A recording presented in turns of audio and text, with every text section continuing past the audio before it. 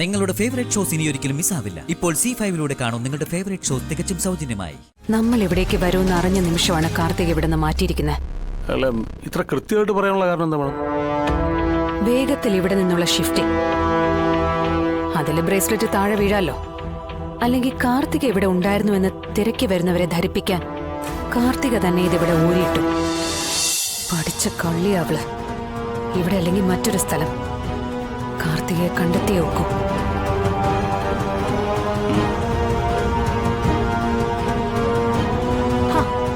നിങ്ങൾ ഇതുവരെ പോയില്ലേ? പിന്നാലെ ഓടി വരാൻ നല്ല ഉത്സാഹമായിരുന്നല്ലോ. ഓ, കാർത്തിക ഇവിടെ ഉണ്ടെന്ന് കരുതിയുള്ള വരവായിരുന്നു അല്ലേ? വരുന്ന വരവ് കണ്ടപ്പോ ഞാൻ കരുതി ഇപ്പൊ എന്നെ കളക്ടറുടെ അധികാരം വെച്ചങ്ങ് അറസ്റ്റ് ചെയ്യൂന്ന്. പക്ഷെ പുലി പോലെ വന്നവരിങ്ങനെ പൂച്ചകളെ പോലെ നിൽക്കുമെന്ന് ഞാൻ സ്വപ്നത്തിൽ പോലും കരുതിയില്ല. എടാ ജഗദീപേ, നിനക്കെങ്കിലും അല്പം വിവരം ഉണ്ടാവുമെന്ന് ഞാൻ കരുതിയത്. എന്തായാലും നടന്നത് നടന്നു.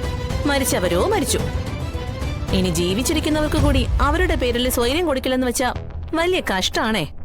മതിയടി നിന്റെ അഭിനയം. ഞങ്ങൾ എത്തുന്നതിന് മുമ്പ് കാർത്തിക ഇവിടെ നിന്ന് മാറ്റിയത് നിന്റെ മിടുക്ക്. അത് മറച്ചുവെച്ച് കാർത്തിക വീണ്ടും മരിച്ചു എന്ന് സമർത്ഥിക്കാനാണ് നിന്റെ ഭാവമെങ്കിൽ സത്യം നിന്നെ കൊണ്ട് പറയിപ്പിക്കാനുള്ള അധികാരം എനിക്കുണ്ടെന്ന് പ്രത്യേകിച്ച് നിനക്ക് പറഞ്ഞു തരേണ്ട കാര്യമില്ലല്ലോ. അവളെ കാരണം നോക്കി പൊട്ടിക്കണം മാഡം. അപ്പൊ തത്ത പറയുമ്പോൾ അവളെല്ലാം പറയും. മാഡത്തിന് കൊടുക്കാൻ പറ്റില്ലേ? പറ, ഞാൻ എണ്ണം കൊടുക്കാം. എനിക്കും ഒക്കെയാണ്. സുസ്മിത ഇല്ലാത്തത് കൊണ്ട് കൊള്ളാം. എല്ലാവരെയും നീ വാ കൊണ്ടല്ലേ അടിക്കൂ. കൈ ഓങ്ങാൻ പോലും നിനക്ക് ഗഡ്സ് ഇല്ലെന്ന് എനിക്കറിയാൻ പാടില്ലേ? നിങ്ങള് കാർത്തികയും കൊണ്ടേ പോകൂന്ന് തീരുമാനിച്ചുറപ്പിച്ചാ വന്നിരിക്കുന്നതെന്ന് മനസ്സിലായി. അതുകൊണ്ട് നിങ്ങൾക്ക് വലിയ ജോലി തിരക്കൊന്നും കാണില്ല. പക്ഷെ എനിക്ക് അങ്ങനല്ല. ഒരുപാട് കാര്യങ്ങൾ ചെയ്തു തീർക്കാനുണ്ട്. എന്നാ പിന്നെ വരട്ടെ. സെൻട്രൽ ബ്യൂറോ ഓഫ് ഇൻവെസ്റ്റിഗേഷൻ ഓഫീസറെ.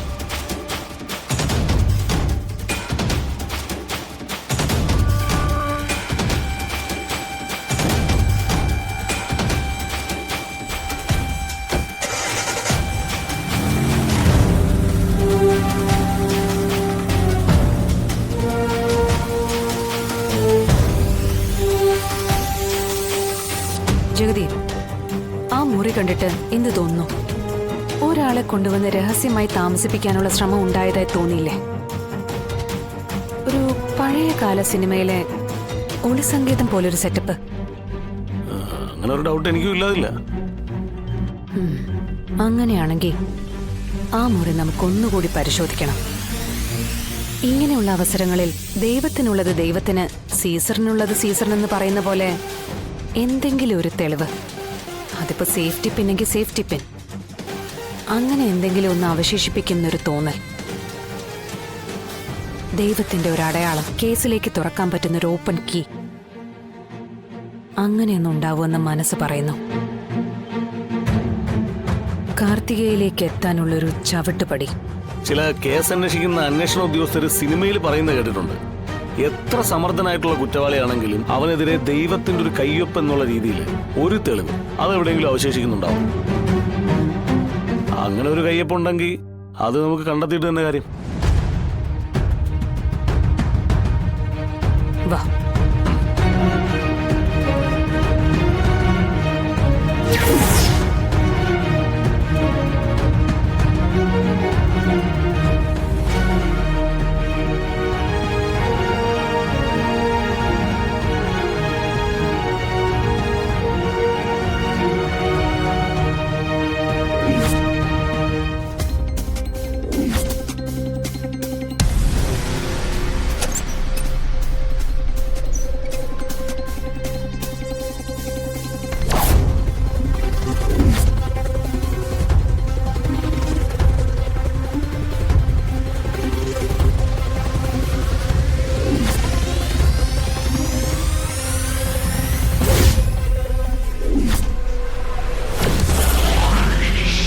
പോകുന്നതിന് മുമ്പ് ശാലിനിക്ക് മനസ്സിലാക്കാൻ വേണ്ടി എന്താ ഇപ്പൊ ഇടുക?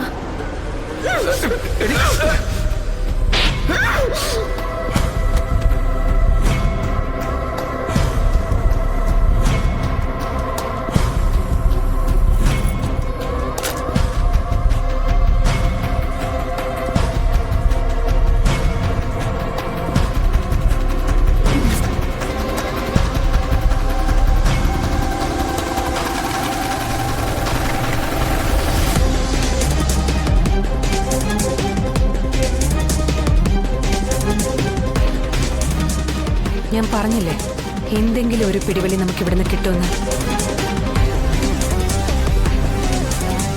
കാർത്തിക് അണിഞ്ഞിരുന്ന ബ്രേസ്ലെറ്റ് ആയത്. എന്റെ ഊഹം ശരിയാണെങ്കിൽ സത്യാമ്മ വാങ്ങിച്ചു കൊടുത്തത്.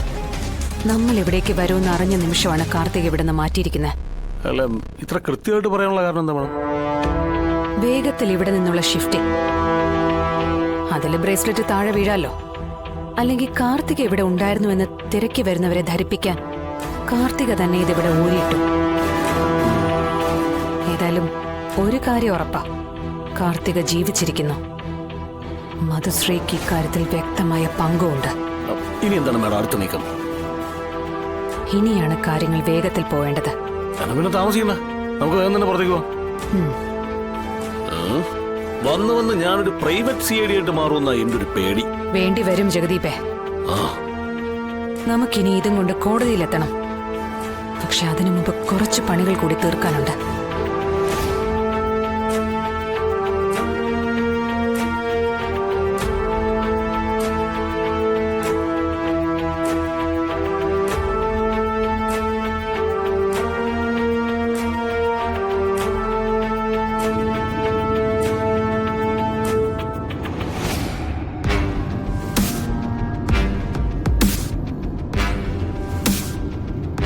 കാർത്തിക ജീവിച്ചിരിക്കുന്നു എന്നതിന് നമുക്ക് ഈ ബ്രേസ്ലെറ്റ് തെളിവായി ഹാജരാക്കാവുന്നതാണ്. പക്ഷെ ഇത് മാത്രം കാണിച്ചുകൊണ്ട് കോടതി വിശ്വസിക്കുമോ? ഇത് കിട്ടിയിരിക്കുന്ന സ്ഥലം മധുശ്രീയുടെയും ചന്ദ്രബോസിന്റെയും രഹസ്യ സങ്കേതമല്ലേ? അർജുനേട്ടനത് ഭംഗിയായി പ്രസന്റ് ചെയ്യാൻ പറ്റിയ നമുക്കത് വലിയൊരു തെളിവായി മാറും.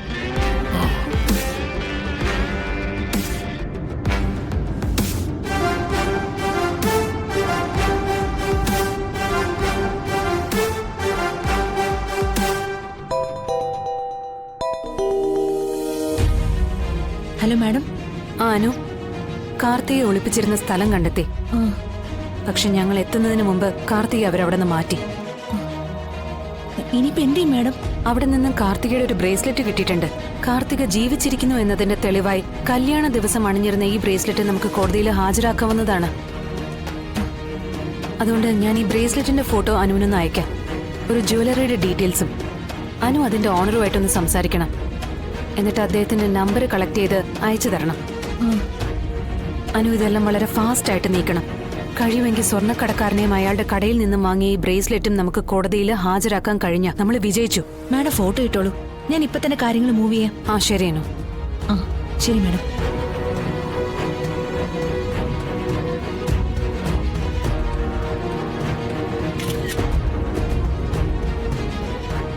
മാഡം, നമ്മളിപ്പോ എങ്ങോട്ടായി പോകുന്നത്?